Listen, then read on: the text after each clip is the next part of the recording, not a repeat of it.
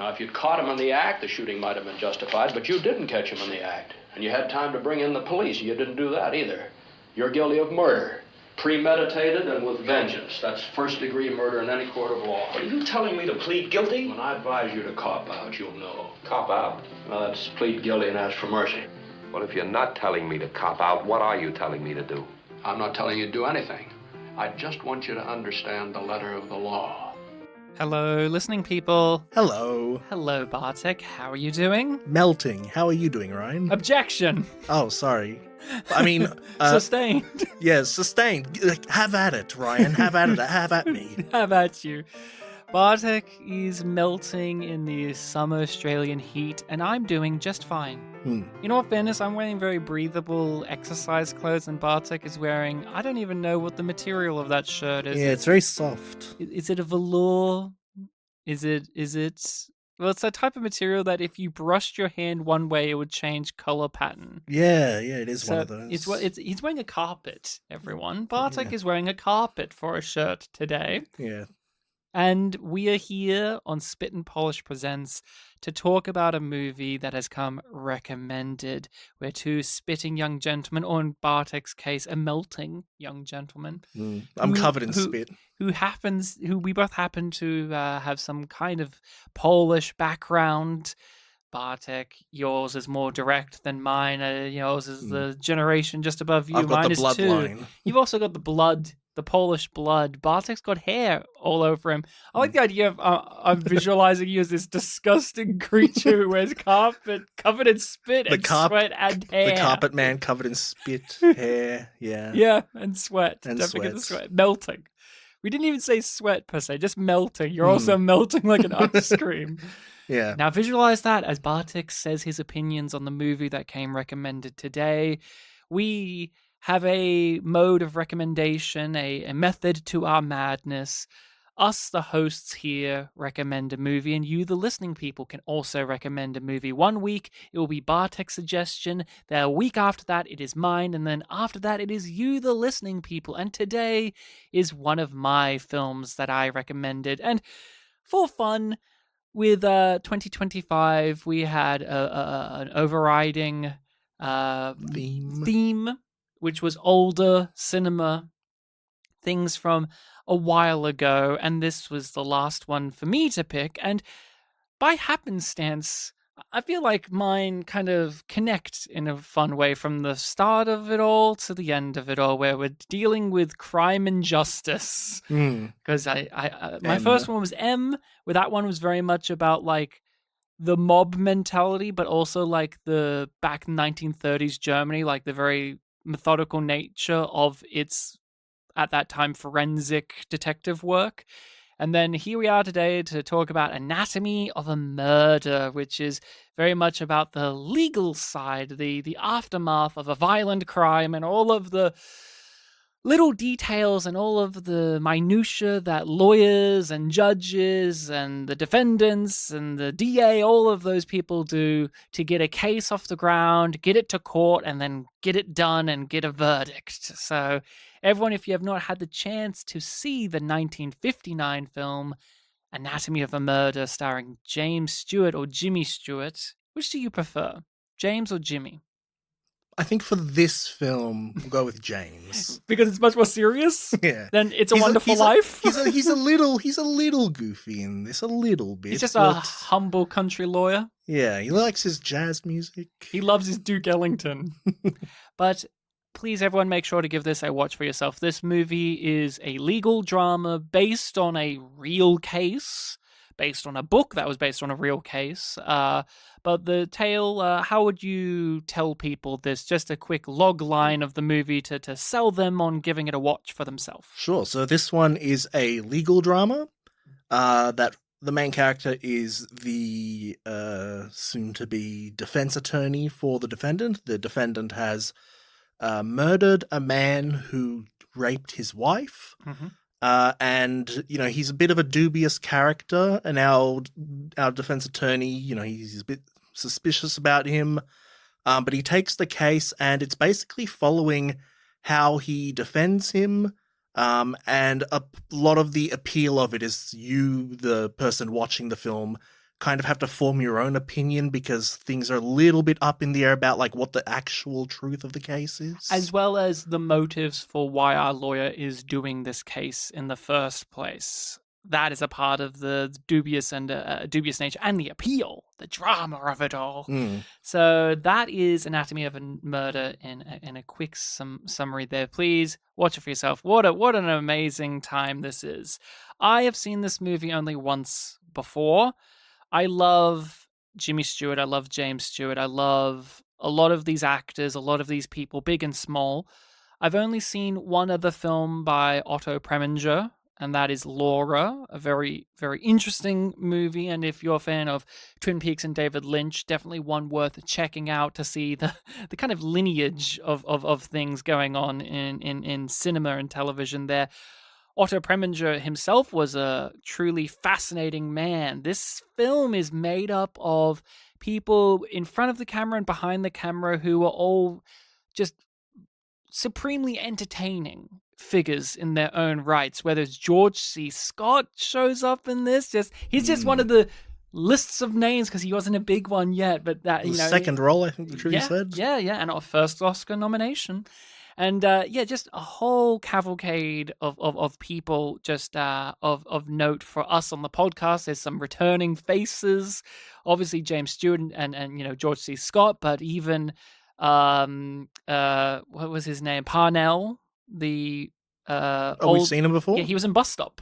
He was in Bus Stop. Was he Verge? Yeah, I'm pretty sure he was. But Wow. as soon as I saw him, I'm like, that guy's been in something we've watched, and it was Bus Stop, which was very interesting. And the lead actress, Lee Remick, she was in The Omen.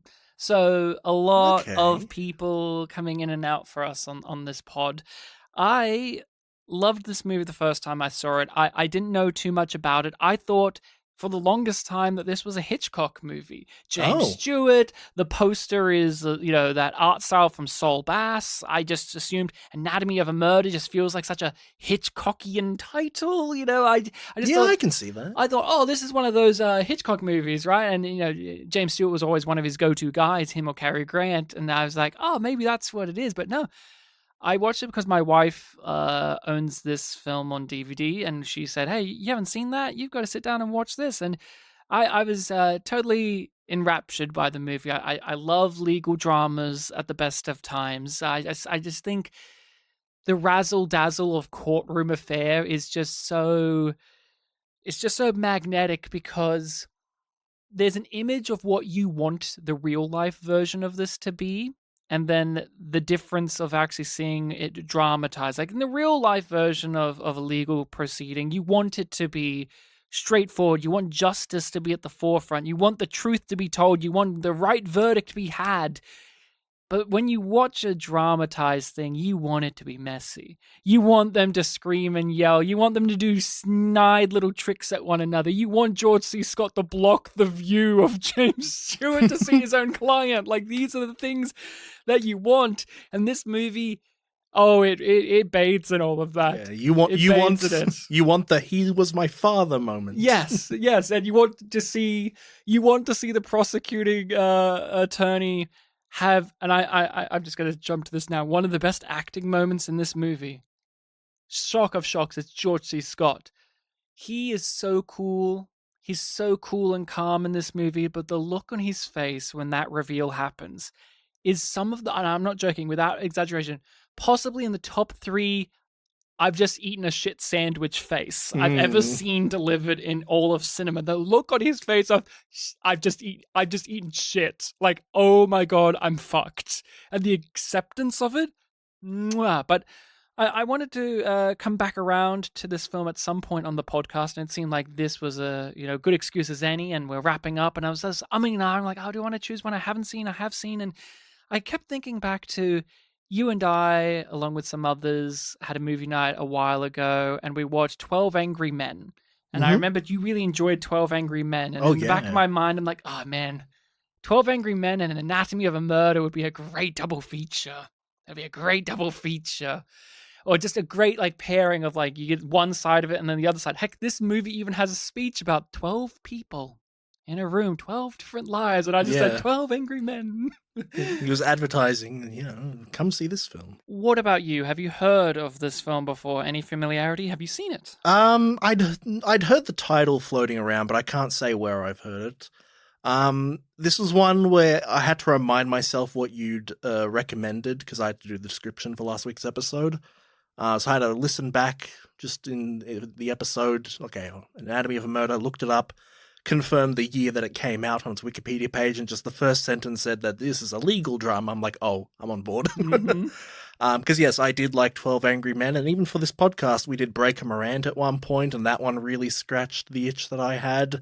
So I was looking forward to it. And even when you're looking forward to a film, when you see that it's like 2 hours, 50 minutes, there is an element. I did warn it was going to be a long one. I'm like, this is going to take up an afternoon. I forgot that, yeah. I did watch it in the afternoon, actually. So even going in, I'm like, okay, but it's going to be a long one, so, brace yourself. But God, this was like textbook time flying. I think at one point I had to pause to go do something in another room, like, I don't know, feed the cat or go to the toilet. And when I saw that there was only like 10 minutes left in the film, I'm like, what the fuck? Amazing pace. I could not believe that I was almost done with the film. A part of that comes from the structure, of course. We spend so long before we get to the courtroom. It's like an hour, we 7 spend minutes or so something. long getting to know all of these characters. One of my favorite scenes just early on is James Stewart just emptying out his bag of fish into his sink, and he turns on the tap and he just walks away, and he just spends so much time doing other things. And it's just like, I'm thinking about, like, I was thinking actively in my mind, what about that water? It's going to eventually fill up that sink, Jimmy. Go back to that sink, Jimmy. And that's how engaging this film is on the little minutiae, the tiny details, even before we get into the courtroom. But if you have a legal drama, you want it to be all about these tiny little details, the little things that build up over the course of the drama. And this film spends so long before we get into that room giving us all of these little pieces, whether they're incidental or throwaway or core or key to the drama, whether it's character stuff or about the case itself, whether it's about the time period, whether it's about, like, the interpersonal dynamics of everyone going on. It is so meticulously crafted. But I think a part of the reason the pace flies by so well is a heavy topic this film deals with. Very heavy topic, but it's treated with that kind of snappy, golden era Hollywood levity and humor. Like, Jimmy, I've said this before, but so many of these movies back in the day made a true effort to make sure that every character has a character. Every performance, every individual player has some memorable line or some memorable snappy thing going on. And this movie, no different. Like, everyone has something. You get to the courtroom and it's like you meet the judge character. It's like, okay, this is the judge character, and he has like a little monologue about who he is, just introducing himself. He's filling in. Yeah, he's like, I'm not from around here, so let me just tell you a little bit about myself. And you learn who he is. He's a likable guy, but when you see him on the job, he is kind of serious. But then when they go back to his office for, a little counsel, he's back to being, like, really friendly. He wants to learn about the fishing stuff from James Stewart, about how to catch frogs, and he takes it. Jimmy Stewart and the other two prosecutors, they're at each other's throats in the courtroom, but outside of it, there is a bit more of, like, a jovial-ishness. Especially with the DA. Yeah. Who already knows Jimmy Stewart, because Jimmy Stewart used to be the DA. Mm-hmm. That was a part of the background too. Like, this guy inherited the job from James Stewart. Well, George C. Scott, him and the judge are the true outsiders here, and they come with this air of, like, city folk. The judge a little less so, because he's a little bit more lenient, although he has kind of a snarkiness to him about, like, yeah, you're relying on me being an outsider here, huh? Well, how I know the law, which is pretty universal, actually. He has that kind of thing. While George C. Scott, he is the true outsider. He's like, I'm not from here, but I know that this is fucking bullshit. But even then, he admires the panhandling nature of James Stewart's lawyer, like, routine in the courtroom, that he himself starts to use it. Hence the reference I made about him blocking the view. That's something I don't think George C. Scott's character would have done earlier in the trial, but after seeing the absolute buffoonery, he's like, I may as well indulge in this myself. I'm going to do dirty tactics. There are so many little snide, rebuttals or like backhanded apologies. Oh, yes. So many objections, and then why do you object?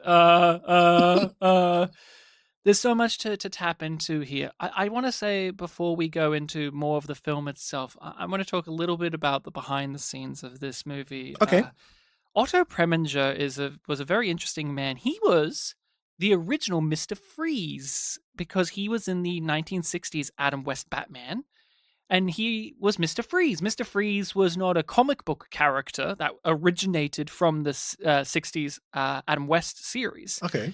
Hence, Mr. Freeze is bold, because Otto Preminger was bold. He got replaced with Eli Wallach, who was an amazing actor in his own right, and he had hair and everything, so they're very fast and loose. But also, why Mr. Freeze has that accent, because Otto Preminger was Austrian, so he had the accent and all of that.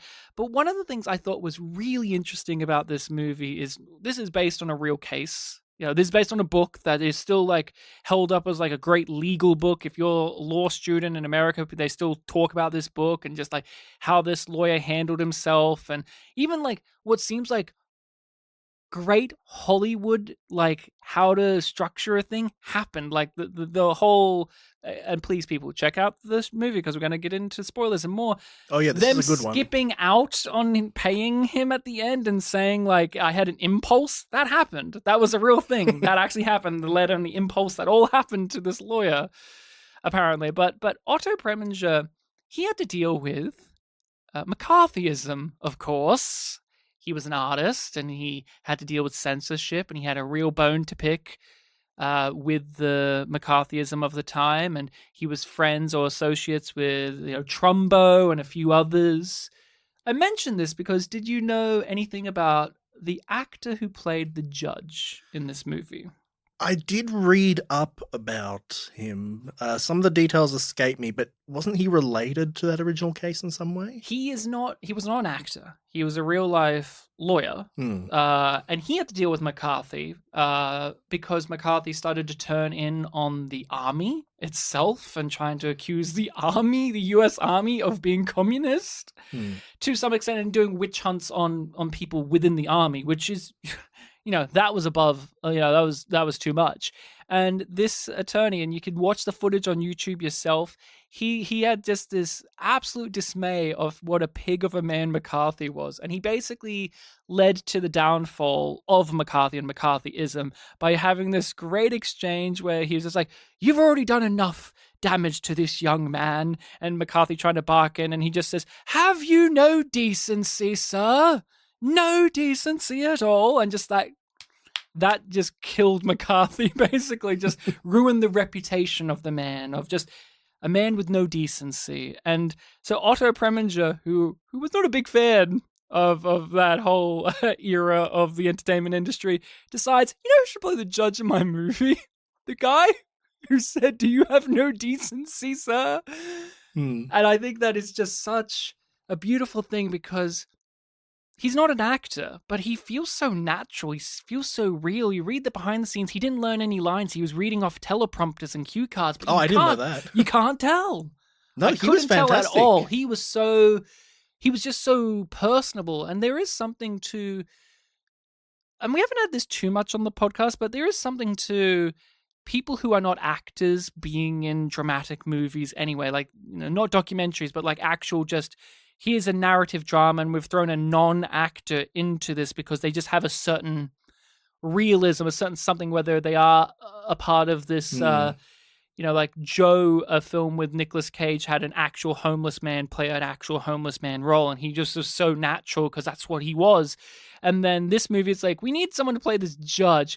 Well, I mean, sure, we could get a big-time actor, or we could get the guy who fucking killed McCarthyism in part, so why not do that? And truly amazing stuff. So that's why I want to talk about behind the scenes a little bit, because this is a truly entertaining movie, but every once in a while, it'll poke you in the eye with some horrifying piece of realism, like the whole case being motivated by this passion to kill a man who raped this person's wife, and the movie itself keeps reminding you of that because the other lawyers want to obfuscate that because it's uncomfortable, but the film will just keep flicking you in the ear, and it does it even with little things like who the judge is. It's like, here's a little flick for the audience, like, this is not just some lovely little guy, this is like a real life dude who really stood up for things. And it's like, okay, really, like, interesting camera movements, all of this stuff. But what did you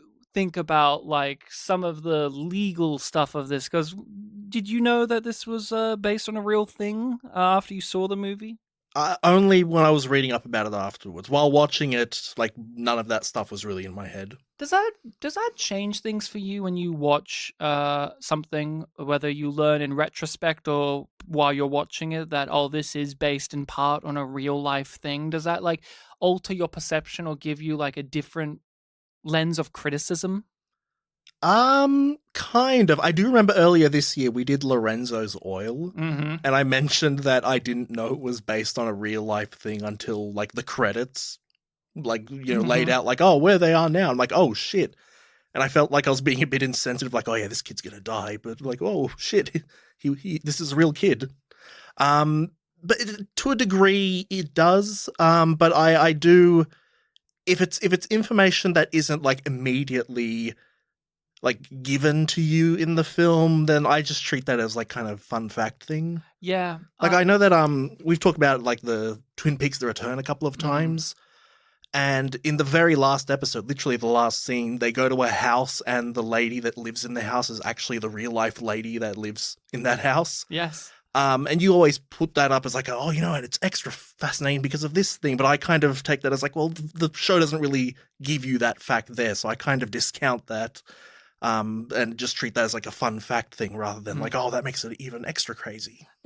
With that, it's also just a weird performance. It's like, True. oh, they're not an actor; they're just a real person. Yes, that's speaking of which, yeah, that's another example. I always bring this up because sometimes it can make you more lenient or more harsh on a film, depending what the film does and the subject matter. One of the things that is so like just stands up so well about Anatomy of a Murder is it does not give you a squeaky, nice, clean version of the people he's defending. They're messy. They're probably lying. They're not innocent, probably. Like, at the end of this movie, I don't think that the guy did it out of just pure impulse. Like, I think he did just straight up cold murder him, and he leverage the legal system and this lawyer to get off scot-free with it. I do believe that, but the film is not as interested in like, is justice being carried out in this proceeding? It's way more interested in, look how people weave narratives, look how people spin things, and look how people maneuver in the way that they operate, whether it is our lawyer, whether it is the defendants, whether it is the prosecution, whether it is the cops that they interview. Like, these are the things that I think is much more of interest to Anatomy of a Murder than, do you believe he was innocent at the end of the day? Yeah.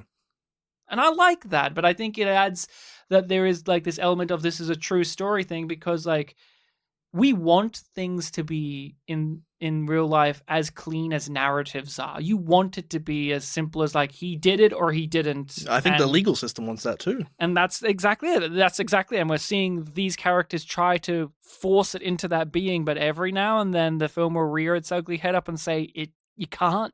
You can't. Yeah, you have multiple times in this film, you have the judge say the line, to the jurors, like, all right, the jury will, discount this from their, judgment. And the first or second time it happens, you have the little whisper from the defendant to Jimmy Stewart. It's like, how are they going to do that? And he goes, they can't. It's impossible. So every single time the judge has that line, it rings to you as a example of like, ooh, the lawyer who, caused that bit of information to come out there is using that tactic. At first, it seems like only James Stewart is willing to use it, but you see that, no, the prosecution does as well. But we are so in the shoes of our main character that it seems like only he is doing it. But no, they are doing it as well. Like, no one in this courtroom is just a pure moral arbiter who plays by the rules, the sacred rules. I do like that, early on, it is like a two-person team, the prosecution. There's like the current DA and then this new guy who's like an expert, but he's from out of town. After a point, I think it's like the second day of the trial, like, I don't even remember if the DA was even in the film anymore. He was just sitting back. I thought you were going to bring up, they also have a third person. The doctor who's just observing. It's fine. Yeah, but he's sitting near them, so that's a little thing that Jimmy Stewart can poke at. Like, oh, do they have a third person now? But then when he learns who it is, he's like, I'm actually fine with this. I like this. Keep this. Yeah. But he still has that snide remark of like, okay, I just wanted to make sure that they're not, we all gang up knew on where them we all. were. Just to go to him, that doctor, what I love is that's such a long payoff. He is sitting there throughout this whole movie. You forget about him, but you know they have to bring him in. The doctor that the prosecution has brought in. You know they're going to have to put him on the stand.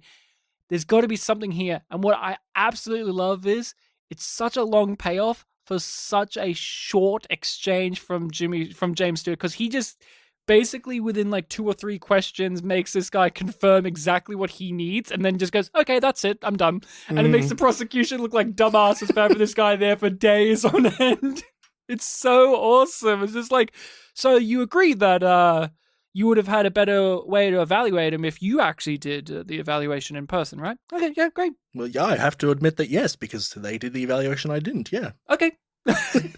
You get a real sense of how, questioning witnesses happens. Like, it's the defense's turn. They ask questions, da-da-da-da-da-da. Then they eventually say, like, okay, that's all from me. Move on to the prosecution. If they want to go, they go. If not, then it's over. Every time one of them says, like, that's it for me, or whatever the line was, you really get the sense of, like, oh, okay, yeah, this is the narrative that they're pushing towards. Like, I got what I needed. There's more questions to ask, but, that's not going to help me. I also just really appreciated the likability of all of these characters. Even the prosecution, the DA is a bit more of a bumbler, but George C. Scott, like, there's a likability to him, even though we are supposed to be rooting against him, because you can tell he's just so flummoxed and frustrated for the majority of the movie that they're playing so fast and loose with how this whole system's supposed to work that you can't help to some extent feel for him, because there is always a part of you that just goes, I also get annoyed when they don't play by the rules, but also I'm watching a movie where I want the defense to win. Why do I want the defense to win? Do I want the defense to win because I genuinely believe in the client? Or do I want the defense to win because I like the lawyer himself? And that there is one of the things too about this movie is it's about perception. It's about favoritism. It's about these things more so than the facts or the rules or things like that. Like Jimmy Stewart is one of the most likable actors in human history. And his character, when you lay it all out, he's a scumbag. He's kind of a scummy guy. But he's so damn likable because you got James Stewart playing it. If you hired someone else to play this role, I don't know if you would like him as much. But, like the whole thing of him, he plays up being a humble country lawyer. Like, he plays it up like he's getting his fishing lines on the table. That's all an act on his character's part. But you don't care that it could come across as overtly manipulative because the actor who's playing this role is genuinely that warm. And I can't help but think, oh, that's Elwood P. Dowd, or, that's Mr. Smith Goes to Washington. Like, I can't help but think of him in that. And that's how well cast this movie is, because it wants you to buy into all of those things too. Like, it wants you to see the people surrounding Polly, the lawyer. It wants you want to see them as like, oh, what a lovable ragtag group of misfits. But you're like, if you actually thought about it as like legitimate real life law stuff, you would be kind of skeeved out by his right hand man is an old failed lawyer who's a drunkard who drove with no license and crashed into a thing.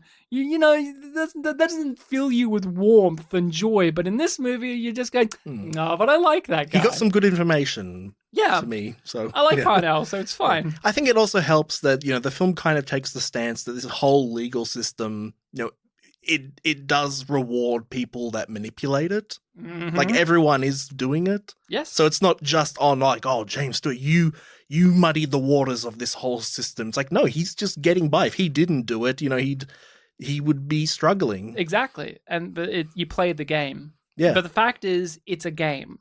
Yeah, everyone is playing by the game, so there's an element of fairness, weirdly enough. Did you recognize his secretary? James Stewart's the one he doesn't pay. She did look familiar, but I can't say. Another returning for us, Grease. She's the principal in Grease. Oh, right. Grease 2. Right. Well, both Grease. Yes, yeah. both Greases, but we've only done Only Grease done 2. 2. That's a good point. Yes, but yes, returning face. Million things that actress was in, and as soon as I saw her, I'm like, oh, it's her.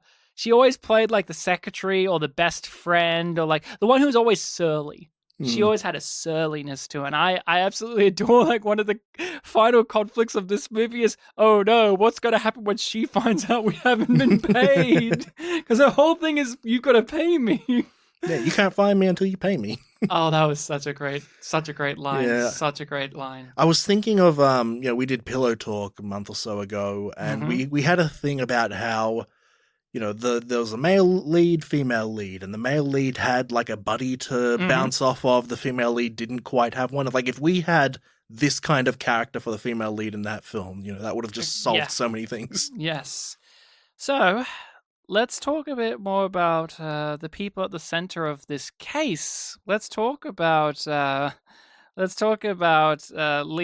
Remick's character and, of course, Ben Gonzalez's character, the Manions. Mm-hmm. What did you feel about them? Because they're giving capital A performances. Yeah, and the film really highlights all of the little suspicious things about them. From the very first scene of the defendant, when he's in the prison and being interviewed by Jimmy Stewart, there are just so many little things that Jimmy Stewart picks up on, like points out. Like at the end, he's like, "Hey, look, I'm sorry for being a bit of a dick to you," or whatever the line was. And he goes, "No, you're not." No. And it just tells you there that, like, yep, you're just playing the game too. Mm-hmm. You're just trying to get on my good side. Yeah, I thought her performance was one of the best of the movie. She's this wife who's like this vixen type character. She's wearing these sunglasses that very much make you think of something like Lolita or like these sexy women. But then there's a practical reason she's wearing them because her face has been beat in. Yeah. She's got a black eye. But even with that, like another woman, another character, another portrayal of this character would have been very shy and meek and oh my lord. But even with the bruises and the having to wear things to cover this, she just is emanating like sex and like temptation. Yeah, just wants to have a good time. And wants to have a good time. And it makes the case feel all the more rickety because both of these characters that are at the center of it all, it doesn't feel like they're taking it seriously. Yeah, and she even admits a couple of times that like, oh, he tried to break up with me a couple of times and I tried breaking up with him a couple of times, but, he begged me to take him back, so I did. And there's like, she goes back and forth about like, yeah, I should leave him, but no, I'll stay. So there is already an element of like, yeah, wishy-washiness about her. And she has to be given the speech like, hey, you gotta play the game. You gotta dress conservatively. You gotta be the model wife. You're a rape victim. Yeah. So we need to play into that a little bit. And there's even a speech that he gives to the defendant, like, look, you're kind of in the shit right now, but the circumstances behind this crime, people will have sympathy for you. If we can leverage that, we'll get off. Yes. And, we just need to work into it. I thought the way that they handled the case itself when it came to actually addressing the rape, the sexual assault, was still, to this day, quite confronting, because one of the major controversies of this movie was the language that they used. Jimmy Stewart's own dad campaigned against this movie because he thought it was morally depraved and all of this. The trivia kept pointing out there's like 7 or 8 words that are like, these words were not in films until this point, but they got away with it. The because movie it was even used makes clinically. a point of panties being like this taboo word. Yeah, we have a whole funny little. Oh, that was one of the greatest bits where George C. Scott got to be funny in that. It's like, I've heard a French word for it, but it's what was it? It was like, it's quite suggestive, and the judge being like, aren't all French words? Yes, all French words tend to be like that. Yes, all French words tend to be like that. And and again, like, it's a moment between the 4 of them, so it's like very funny. But then once they split off and like he addresses the courtroom, it's like serious business. Like, all right, we're going to be using the word panties a lot. Everyone giggles. Like, yes, I want you to get your giggles out of the way now, but after this point, no more. You're out of here. We're dealing with like a serious legal proceeding that will determine the case of if this man murdered another person out of revenge or something more. So we're not going to laugh about this. And no, like, a lot of the terminology, the fact that rape is said so many times. Yeah, I was surprised. It was quite shocking. This is still Hays Code era, right? Yeah, I guess so. I mean, we're at the tail end of things, I guess, imagine. yeah. But also, like I mentioned it before, but like James Stewart is such a wholesome, lovable guy. He played a lot of villains too in his career. Like, he played a lot of nasty characters, but like, to hear him say some of the words that come out of his mouth in this movie, it is still like disarming. Like, holy crap, I can't believe it. But what I like, again, appreciate about this too is they handle it with sensitivity, but they show that when you put it in this both sterile and circus-like environment of a courtroom, how flippant people are about it. The prosecution are trying their best to make sure that no one uses the word, because once you use it, you can't help but feel for her.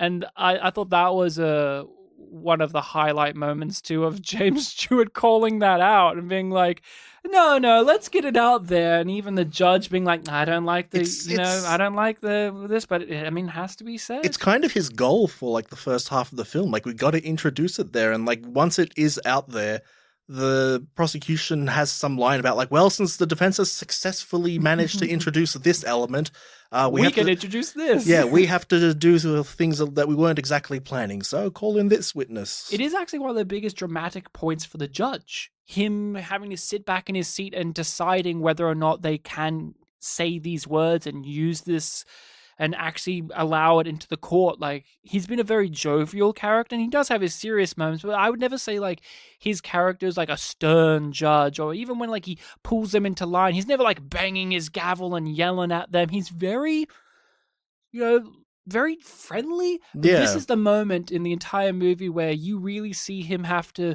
consider the true weight of everything going on. Not to say that he isn't a contemplative man or like a reflective man, but that moment there is probably like the dramatic high point for his character, is just deciding. Was that the one where he had to decide between whether to sustain or overrule the ejection? Yeah, and basically allowed Jimmy Stewart to use it, and he's just like, yeah. They were hanging on his word there, like, oh, is it going to overrule or sustain? Yeah, he was boy, but yeah, these two, the Manions, they were interesting. Like, she's interesting because also like the film itself is touching upon taboo subject matter and actually using the words. But one of the things that I found absolutely like fascinating was they also played into the conservatism of the time. The prosecution is like laying out like all of these things that she did that are basically like, you are asking for it. Like, they're not saying it, but they're basically saying it. And I couldn't help as a viewer today to think, typical 1950s mentality. Like, I couldn't help but kind of roll my eyes at the idea of a woman showing her legs, her calves, is oh my. But that was the time. Yeah. But then the film grabbed me by the shoulders with Jimmy Stewart and was like, yeah, that's right, that's fucking stupid. How many other women did this in this place and it never meant anything? Exactly, they're being fucking conservative freak weirdos, and I'm going to call them out on it. And I thought that was just such a they threw the cold water on me for even getting into that mentality and even thinking, oh, because it's the 1950s, surely, I mean, maybe they have a point. And then the movie's like, no, dumbass. Yeah, the film would have really, missed the mark if Jimmy Stewart's like, damn, that's a good point. Yeah. Yeah, like, even though she does have this mentality of, like, every man wants me, I can tell by just how they look at me, you want me. And he's like, oh, geez, oh, I don't know about that, oh, geez. Well, yeah, I'm looking at you because I'm talking to you. Yeah, it's like, yes, you're a very attractive woman, but I'm not thinking of you like that. Jimmy Stewart just I know we're bouncing between Jimmy and James, because Jimmy indicates more light comedic affair, and James indicates more noble, like, highfalutin. When he's on the job, affair. he's pretty James, but outside of that, he's pretty Jimmy. There was that moment where she said that, and the famous Jimmy Stewart stammer, no. Like, one of the top Letterboxd reviews is just, in parentheses, James Stewart voice, and it's like, oh, no, yes, no, oh, boy. He utilizes that for a great comedic joke there when she has that whole exchange with him, and he's like, sure, I do find you an attractive woman, and he does like a leering, like, oh, no. And then he just kind of transitions it into his mumbling, but I don't think we should. And I think it's so great that any actor who could get away with that is Jimmy Stewart, because that stammering thing is so synonymous with him, so that he can blend it with like a leering kind of moaning, groaning sound, and then ease it back into the thing we all know. That's cinema. That's art. That, like, truly it is. Like, Jimmy Stewart, like, even in his Hitchcock movies, he often played like kind of more lecherous characters. Like, Rear Window is a man who's ignoring his hot girlfriend because he wants to look at people in their windows because he's bored and he has a big camera. And it's just like, dude, you got Princess Grace of Monaco as your girl. And he's like, whatever. I've got a big camera and I want to look at people in their windows. It's like, okay. All right. What were some aspects of the movie that you wanted to discuss? What were some of the things that leapt out at you or really got your attention? I know we've already talked about how, the point of this film isn't to, pinpoint what the actual truth is. But I really do like that there are elements for, if it's like, a binary mystery of like, did this happen? Did it not? There's elements for both sides still present there. Oh, yes. Like, I think we've done a lot of films on this podcast where that is kind of like the mystery, like, oh, is it supernatural? Is it not? Is it this? Is it that? And I've tended to more so go with like whatever the main characters typically fight for. So in a way, I was watching this film and I'm like, oh yeah, the girl was raped. The guy, he is a kind of skeezy guy, but, he was in the passion or whatever the phrase was. Impulse. The sudden impulse. So, he can get off on this murder charge. But then even with those elements at play, there are still like little lines here and there or actions over there that like, oh yeah, but there's still a mystery there. Like, I remember when she was talking about very early on, the events of the rape, she pointed out a couple of things like, oh, kicked the dog out of the car, and then later on, like, the dog apparently got back in the car somehow. Mm-hmm. And she said that the rapist and later murder victim, took her by the shoulders and it's like, I'm going to rape you now. It's like, oh, that's pretty direct. Yes. Like, oh, I'm going to commit a crime now rather than like, But then later on, yeah, you get the whole panties thing that becomes like an arbitrary thing, but then it becomes like a big deal, and then where they're found, and you can't help but be like, okay, maybe there is some truth to this. Yeah, and it's so interesting because the film wants you at several points to question if she was assaulted, but I never really did. Maybe I'm just also like that sympathetic that I just took that at face value, and whenever the film tried to tell me otherwise, I just didn't believe the movie. Whenever it tried to make me question it, I never questioned that particular aspect of the movie. But then the film also is like, no, it's fine not to question it because he is more like evidence to kind of prove that side of the case. But I like to like, with her, she's so tricky of a person. You can never fully tell not only if she's telling the truth, but how much things matter to her. Like, she's a rape victim, and throughout the movie, she doesn't really treat it with much like gravity at all, which I mean is a fair, very valid trauma response, but also it makes it hard to sympathize, and that's Yeah, what I this could movie is really see- about. Is like it's trying to make you almost not sympathize with these characters, but also you want to, because you want it to be a simple law drama where you're like, I sympathize with these people. They have to fight against. I want it to be Atticus Finch is fighting for the people type deal, but the movie's like, no. I could see a lot of people, or at least some people, watching this film and like not buying into her. Like, oh, she's meant to be a rape victim, but she's acting so chill about it. Like, what's the deal there? And that's what the film's going and for. she's still so sexually charged as a person, even though she's been violated in this way. I really liked when they talked to the medical examiner and how they really grilled him on what counts as a rape, because George C. Scott and the DA are trying to make it like it has to be penetrative sex to completion. And, well, the evidence says that didn't happen. It's like, well, that's not... I think it said violating Yeah. more than penetrative. Yes. I can't remember, yeah. Well, no, because they said like they examined her, it didn't seem like she had penetrative sex. Oh, okay. No signs of that as well as sperm. And then Jimmy someone else did Stewart's the just like, violation. well, what is it? And it's violation. Oh, yeah. Is the actual thing. It doesn't just have to be that alone. Was that the military doctor or the one that was No, the prosecution? No, he was like the town's like medical examiner guy who actually examined her Yeah. when she came in and was assaulted. He was the one that when earlier, before we even met him, Jimmy Stewart said, the doctors said that, they didn't find any signs of sperm and that you weren't raped. And she said very firmly, I don't care what the doctors said.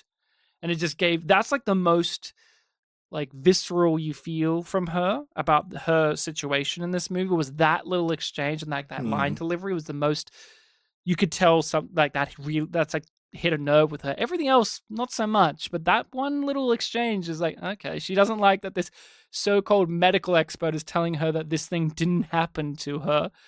That was some like wonderful insight to a character who's very acerbic and very, very playful and very much playing Polly very much. I like that. Yeah, a lot of these characters have the two-sided nature of like, are they telling the truth? Are they being fully honest here? Because it builds up the mystery of like their motives and also what actually happened. But then you have the character who is you find out she's the daughter of the victim, and she at first is kind of I'm forgetting the phrase I was going to use. She's closed off. She's not going to tell you anything. She's taken off guard as well. Like she thinks that they're just people here to buy food, and then they like sandbag her basically. Yeah. The word I was thinking of was standoffish. She's standoffish. She's like, oh, I'm not going to talk to you. You're being a dick to me right now. Like James Stewart's first conversation with her is just like, oh yeah, the great rapist guy. Oh yeah, you're really going to stand up for him, huh? Yeah, he is cruel to her. Yeah. And then you find out like, oh yeah, she's not just like a business partner that thought he was a great guy. Like she's his daughter. Of course, she thought he was a great guy. Of course, she thought he was a great guy, and like she only saw this one side of him. And then once you get that reveal, she's kind of no longer this like two-sided dual character. Like she's kind of like she's the person. Huh? She's conflicted. She's conflicted. She is wearing her personality on her sleeve. Like you are like 100% certain of how she's feeling. And the information that she brings to the case is interpreted by her in a genuine way. Like I found this evidence of the rape, and like now my view of my father of this case is like turned on its head. And like, I like that there's no ambiguity with her feelings there. Yes. In this film, that's all ambiguity, but then also the information she brings in, you ask yourself like, oh, is that fabricated or is that real? And more importantly, James Stewart's character Polly has manufactured everything in a certain way where she has to reveal the thing she doesn't want to reveal, which is this is her father. And whether you think that's right or wrong, it definitely has a level of grime to it. In the moment, it's a triumphant thing. And George C. Scott, like I said, has the look of I've just eaten shit and everyone's cheering and all of that. Yeah. But like for her, that's got to be one of the most horrifying things. Is not only as she had this vision of her father, she's here now to reveal like now that's changed, and she has to reveal like the big secret that this was her father. Because the prosecution was not thinking highly of her character. It's like, oh, we all know the rumors that you're just a mistress, a whore. Yeah, secret lover of the guy, huh? But because of how James Stewart knows how the game is played, and he knew that she was someone to leverage and utilize this against her, and always was like, oh, we won't spread the rumors around. That won't come up at all. It's like, you know it is. You know as soon as you do this, it is. And whether the ends justify the means, there is a certain level of dirt to this that is just... He promised that he wouldn't reveal the truth. He just set it up in a way where it would be. He just set it up. Fine. He just set it up in a way where the prosecution would prod at her in a very emotionally distressing way that would only end if she reveals the truth. Yep. Really? Yeah. He is that master of a manipulator, so yeah. One of the things I thought was a great abstract thing was the military doctor. The young man whose name is Matt Smith. No, not the actor Matt Smith, but Matt Smith. And they make this point of like, you're a really young guy. And he's like, I'm 40 years old. And it's like, do you mind if I put on these glasses? Does it make me look older? They kind of do, yeah. The only thing I could fathom for why that exists is because the actor himself was apparently way too young for the role. He was 30 years old. And I don't know if they just decided to write it in. Like, wouldn't it be funny if we reference the fact that he looks really young? And we just say he's supposed to be 40? They just chose this actor because they liked him. He was a good actor. He was good in the movie, but it's just so interesting. Like, they make a big deal that you look young. And he's like, I'm not. And it kind of plays into the whole, playing the game thing of like, oh, could you look a bit older? How about now? With him too, out of all the witnesses, out of all the experts, he was the most rigid and firm in the belief of what they came in with. Like, he was not shaken. He did not deviate from himself. Like, these are my findings. And I believe them. And it's like, it's a matter of fact. It would not have made a difference. This is how it is. Are you saying this from a legal perspective? No, I'm not a legal lawyer. I'm telling you from a medical perspective, this is how it is. But because he's like such a young-faced guy and he's kind of kooky, there's a level of like, oh, is this guy going to fuck it up? But somehow he just keeps rigid and firm. And I just like how the prosecution's left like flabbergasted by this man. They just don't know how to work him because he's like the only person in the trial who does not waver, does not shift, does not bend. He's just like, no, this is how it is. I'm making him, this is my medical expertise. And then when they interview the other doctor, the Jimmy Stewart back and forth about like, how do you feel about his opinions? Like, oh, well, isn't it like this expert thing of like, these people have different opinions? It's like, yes, that is true. However, I believe my opinion is the correct one, was the other doctor's statement. I like that. That was just nice insight to these characters who, so many of them are here for one scene or two scenes or... Yeah, just the one cross-examination. What was his name? The guy who worked at the caravan, who was a deputy, something Lemon. He had like last name Lemon, yeah, John Lemon or Mr. something. Lemon. I like that we saw him at the end again at the caravan trailer park, and everything's he was messy. at his job. And he had his little badge on his shirt, which was a great little detail. But I liked him. I liked how he was just matter of fact as well. I was like, yeah, no, he seemed very calm to me. He did the right thing. He came to me. He was very responsible and receptive to what I had told him, what he had to do. And yeah, and then all the cops that booked the guys like, yeah, no, he was. He was just, he was very quiet in the back and, didn't kick up a fuss. Yeah, he told us, his wife had some troubles. I was like, oh, is that the word he used? Troubles. Anything else you want to reference about this movie at all? Any behind the scenes or things in the movie? Shots, direction, acting? I like the guy that worked at the bar. Yes. He was pretty good. I like that, he was the typical, legal drama story thing of like, oh, I'm going to question you while you're at your job. It's like, no, I'm only going to talk in court. It's like, all right, we'll see you in court. And then, you get all the information from him, in the legal proceedings. He was very standoffish. That actor is very well known. He was the mayor in Jaws. Mm-hmm. Okay. So he was a very well known character actor, man. Like in his youth, he played a lot more like handsome, kind of ruggish guys. But then after a certain point, he really played like sleazeball, corrupt, bureaucratic asshole characters. He just leaned into playing those. And when you're the mayor in Jaws, like, arguably one of the biggest fuck-ups in cinematic history is the mayor in Jaws who's like, no, we're going to keep the beaches open, even though sharks are killing people. We're going to keep them open. Yeah, you also, you had the element of, like, there's that before the trial scene of, like, standoffish, not giving you any information, and then the after the trial scene of, like, see, you really fucked me there, kind of exchange.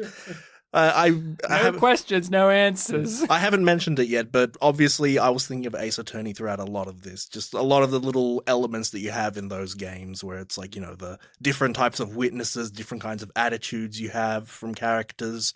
The second prosecutor that you meet is the one that's really going to be the ace because, at the very beginning, he's just off to the side, but then he kind of takes over and he's the one that's kind of the antagonist by design for the film. Although only briefly mentioned, should very much double down. Duke Ellington's score for the movie is sublime.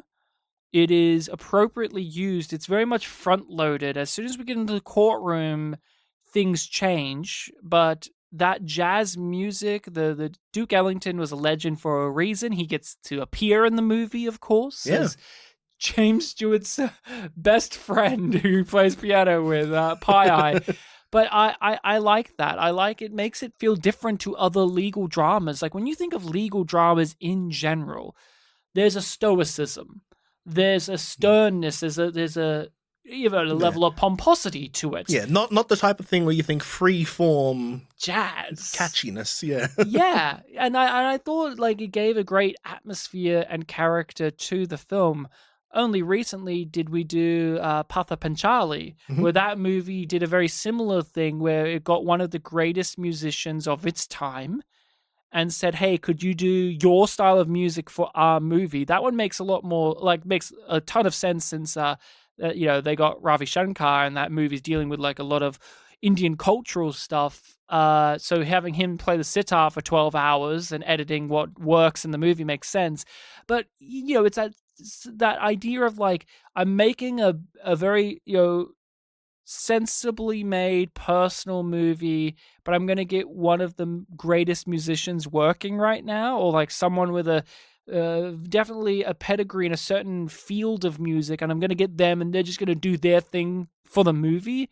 And I really liked it. I think it gives this a ring of something else to it. Like, I like that Jimmy Stewart is ridiculed for liking jazz by everyone. Everyone's like, you like that jazz music? Yeah, the film... He's like a hippie, a bohemian. Like, he fishes and does jazz and barely wants to be a lawyer. he's considered like a loser, but to us, you're like, that guy's fucking cool. Yeah, the film creates the association between like, oh, this character likes this type of music, so the film's score is going to be a lot of that music. So like the film is this guy. One of the final things I do want to ask you about was how did you feel about James/Jimmy Stewart overall? Because we've had him appear a few times on the podcast, and there is a certain, as we've stated, a certain persona and image that we have seen of him. Like, we have seen the most morally pure-hearted folks of all time from him with Harvey and It's a Wonderful Life.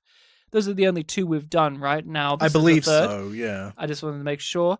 And then in this movie, to me, it's like it's playing to those Jimmy Stewart-isms, but really you're getting a much more cynical, world-weary, manipulative character. But how did you feel about James Stewart and how we've seen him in the past and how, if it's different or not in this? Yeah, I think these are the only three films I have seen of him so far. But his reputation does precede him. Like, so many different people in American culture bring up Jimmy Stewart. I've heard an impression of him so many times. His reputation precedes him. Tom Hanks is considered the modern day Jimmy Stewart. I literally have heard him talking about Jimmy Stewart. Yeah. It's great to see duality in his performances. And I do like that, technically, in the order that we have watched these films, he has shown a little bit more darkness in each one, just because Harvey is so pure It's a Wonderful Life, he's struggling a little bit, so obviously there is going to be a little bit more of an edge to the purest guy in the world. And then we have this film where, his moral compass is questionable. Oh, without a doubt. Hmm. I said it at the beginning. Any other actor, you would not question if this lawyer is another sleazy lawyer. We did Intolerable Cruelty, for example. George Clooney in that movie is like the quintessential, like, sleazy scumbag lawyer who uses his snake oil charm to woo his way into things. Jimmy Stewart doesn't have that. Jimmy Stewart, when he says, I'm just a humble country lawyer, you know it's bullshit, but you like him and you buy it anyway. Because he is that good. He did, like I mentioned, play a lot of villainous characters. When we did film studies, one of the things that we learned, I know we're in the same class for this one because this is when we watched Django in that class, they mentioned that Jimmy Stewart, like, he was famous for the fact that he was in one of his westerns, the poster of it was him punching the hero in the face. That was a big deal. Like, you didn't have that. It was always the hero punching the villain in the face. But Jimmy Stewart broke the mold because, like, he was a really well-respected actor. I think you would love The Man Who Shot Liberty Valance. That's a Jimmy Stewart, and I'm pretty sure John Wayne is in there, but it's definitely Jimmy Stewart. Jimmy Stewart's there, and that's like a western. And he's so good in that movie. But no, I thought this is probably one of my favorite performances of him because, yeah, you are getting a lot of shades. Him, when he gets he gets super excited about getting on a case, I just like him smoking his cigar and, like, he's really leaning in and he's really enunciating every word because he's savoring every moment of how he's going to do this now. I like that he does have a certain jumpiness to him, to the point that one of the last times he objects, someone interrupts him, and then when they come back to him, he's like, you know what, I take back my objection. I want to see how this plays out. And he's so emotional in the courtroom, like when he slams his hand on the table and then calls it, like, what is this, a high school recital or whatever? And then that gets used against him later. He seems so annoyed because George C. Scott says it the exact opposite. Flatly, coldly, when with he's his head so down. deadpan, like, to use the defense's words. George C. Scott, an amazing actor, brilliant actor. Great character in this too. I love his name too, Claude Dancer. And they utilize that so much. Mr. Dancer. I love him as an actor. He's usually, and as we've only had George C. Scott once on the pod, right, for Doctor Strangelove. Yes, where he was being a total buffoon for some reason. Yes, he was a total buffoon, but there's something about George C. Scott where he is like, his embodiment is rage, unbridled anger and rage, and just such a brooding quality to him. And to see him in this where he's so young, and, his character does have anger, well, especially near the end, like when he's getting up in their, like, he's physically getting up in their faces so much. And he's like making these little, like, smirks at the witnesses that only they can see just to offset them.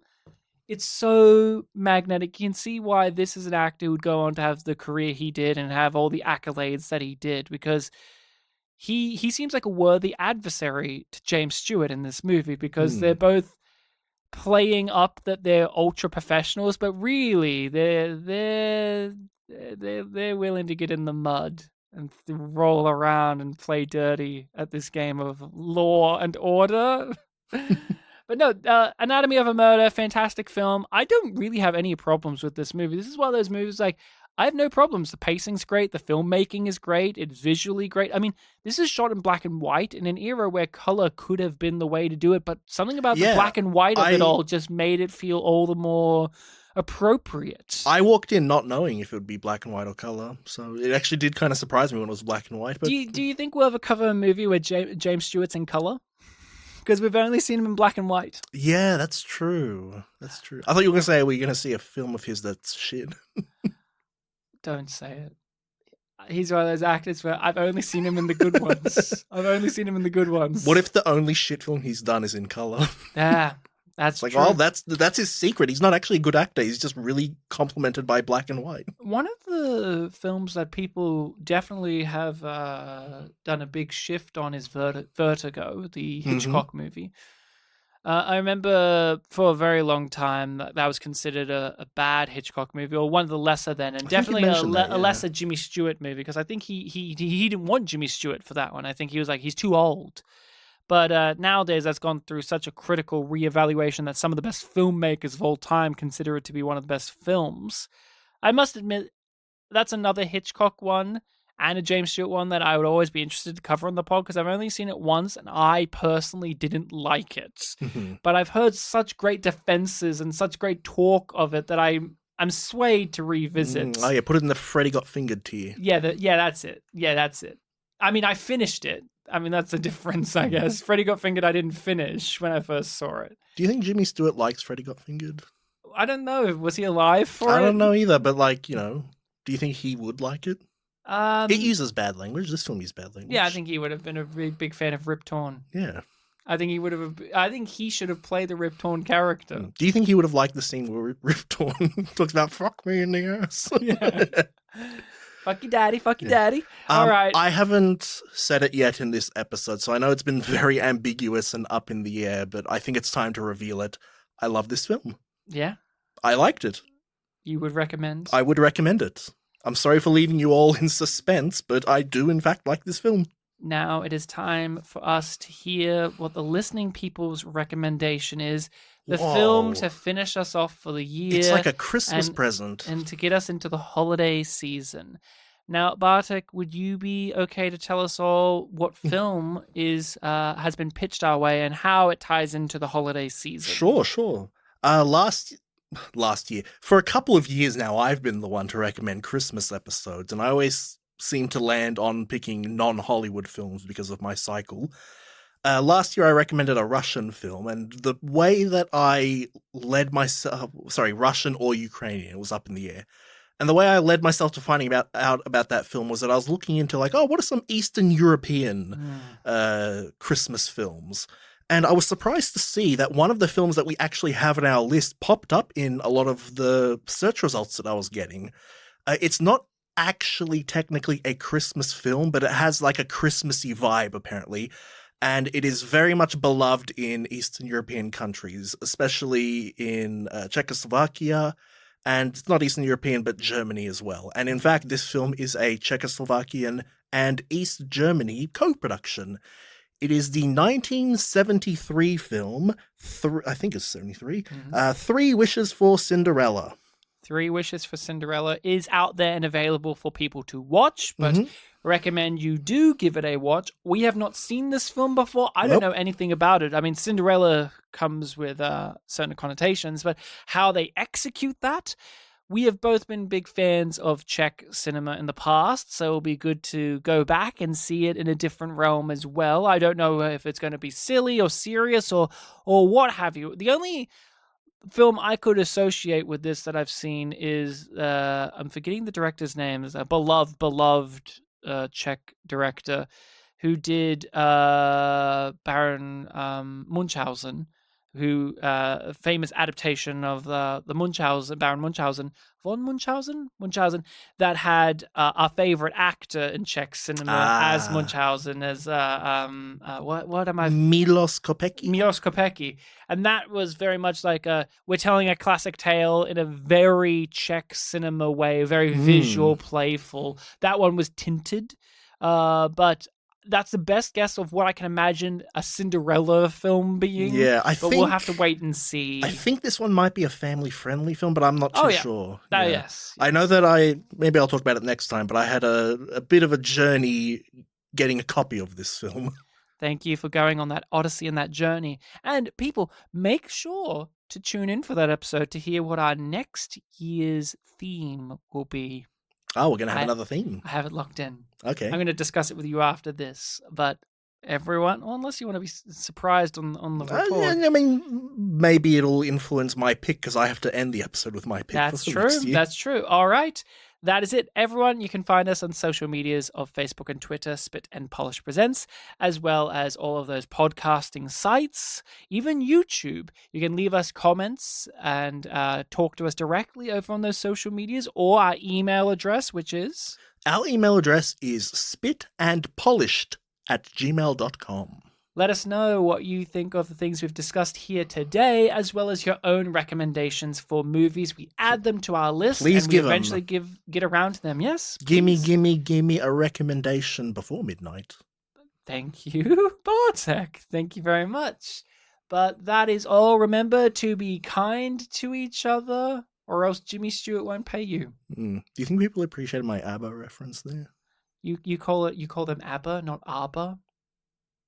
To be honest, I don't think I've ever heard anyone call them ABBA. Oh, I've heard it pronounced ABBA way Wow. more. Really? I think it's because they're European. And that's the end of the episode. Those Europeans. I know Bartek's pick for next year. Mamma Mia.